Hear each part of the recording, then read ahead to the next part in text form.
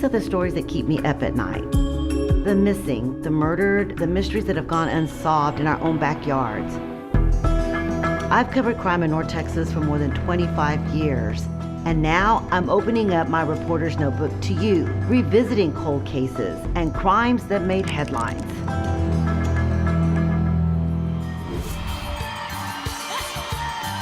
I will never forget the moment that I learned that Selena Quintanilla was dead.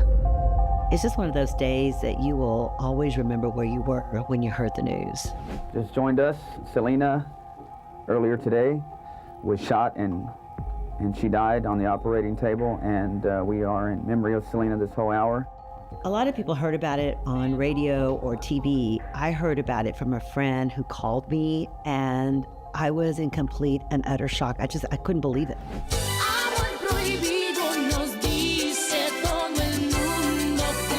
I was a huge Selena fan. She was considered like the Madonna of Tejano music, and I used to go to her concerts, used to dance to her music. It was pretty incredible. She was a rising star. She'd just won a Grammy, and she'd recorded a crossover album in English. And I wish on a star that somewhere you are thinking of me too. On March 31st of 1995, a bullet silenced her beautiful voice. My daughter, Selena, was killed this morning by a disgruntled employee.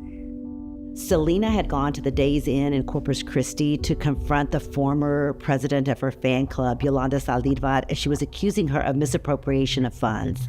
There was some discrepancies with the fan club, and it resulted in her shooting Selena. Selena was shot in the shoulder and it severed a main artery, and she ran towards the lobby, leaving a trail of blood. Just before she collapsed on the floor, she named her killer. She says it was Yolanda Salidar. I don't know what happened to Yolanda, but she went nuts. It took something from us, from everybody. Meanwhile, Salidar ran to her truck, and for 9.5 hours, she was in a police standoff. While she was in that truck, you can see video of her. She's holding a gun to her head. She's emotional. She's crying. She was expressing remorse all through the incident. What was she saying? She was crying, upset, very emotional. They got her? Nice shots. I remember the next day, there were candlelight vigils, and people were standing in line at record stores just wanting to buy Selena's album. She worked so hard to get to the very top, and then somebody took it all away from her. In Corpus Christi, I've never seen anything like it. People lined up literally for miles just to walk by her coffin to pay their respects. And then there was the funeral. Because I had worked in Corpus Christi and I knew the family, I got into the funeral. It was by invitation only. And I stood just feet away from Selena's coffin at the graveside. And I remember people walking by and putting white roses on top of her coffin. It was really, those were her favorite. It was a really memorable moment.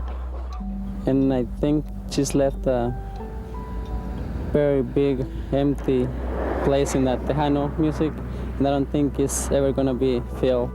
The year before Selena died, I asked her what she wanted to be doing 10 years from now, and she answered by saying, "If I'm still alive." What 22-year-old says that? It was almost like a foreshadowing, like she knew something. It was really eerie when I went back and listened to that interview. One thing I know, though, is that she may be gone, but she lives on forever, and in fact has new fans now that love her music.